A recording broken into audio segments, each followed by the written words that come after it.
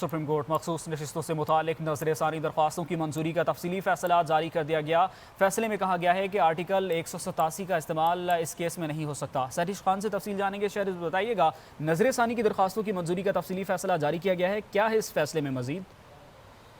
جی بالکل، مخصوص نشستوں سے متعلق نظر ثانی درخواستوں کی منظوری کا تفصیلی فیصلہ جاری کر دیا گیا ہے۔ سپریم کورٹ نے اپنے تفصیلی فیصلے کے اندر کہا ہے کہ مکمل انصاف کا اختیار استعمال کر کے پی ٹی آئی کو ریلیف نہیں دیا جا سکتا، کیس کے حقائق کے تناظر میں آرٹیکل 187 کا استعمال بھی نہیں کیا جا سکتا۔ مزید یہ بھی کہا گیا ہے کہ آرٹیکل 187 کا استعمال کر کے اس فریق کو فائدہ دیا گیا جو عدالت کے سامنے نہیں تھا۔ آرٹیکل 187 کا استعمال کر کے اراکین اسمبلی کو ڈی نوٹیفائی کیا گیا۔ مزید سپریم کورٹ نے اپنے تفصیلی فیصلے کے اندر کہا ہے کہ آرٹیکل 187 کا استعمال کر کے وہ ریلیف دیا گیا جو آئین سے باہر تھا، اکثریتی فیصلہ ریکارڈ اور آئین کے برخلاف دیا گیا۔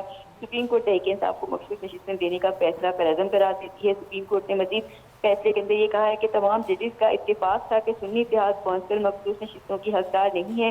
عدالت نے سنی اتحاد کونسل کی اپیلیں متفقہ طور پر خارج کی تھی۔ مزید سپریم کورٹ نے کہا ہے کہ سنی اتحاد کونسل نے ان اپیلوں کے خارج ہونے کے خلاف سپریم کورٹ سے دوبارہ رجوع نہیں کیا، کوئی درخواست دائر نہیں کی گئی۔ سنی اتحاد کونسل کے وکیل فیصل صدیقی یہی کہتے رہے کہ اس ہار میں بھی ان کی جیت ہے۔ سپریم کورٹ نے یہ بھی کہا ہے کہ مکمل فراہمی انصاف کے لیے سپریم کورٹ یقینی طور پر ہدایات جاری کر سکتی ہے۔ آرٹیکل 187 کا استعمال یقینی طور پر حقائق اور قانون کے مطابق ہی استعمال کیا جا سکتا ہے۔ تحریک انصاف نے کسی عدالتی فورم پر مخصوص نشستوں کا تقاضا نہیں کیا تھا۔ سپریم کورٹ نے مزید یہ بھی کہا ہے کہ تحریک انصاف، الیکشن کمیشن اور پشاور ہائی کورٹ کہیں پر بھی کیس میں فریق نہیں تھی، کیونکہ تحریک انصاف نے سپریم کورٹ میں بھی پشاور شکریہ ہائی سہرش، آپ آگاہ کر رہی تھیں۔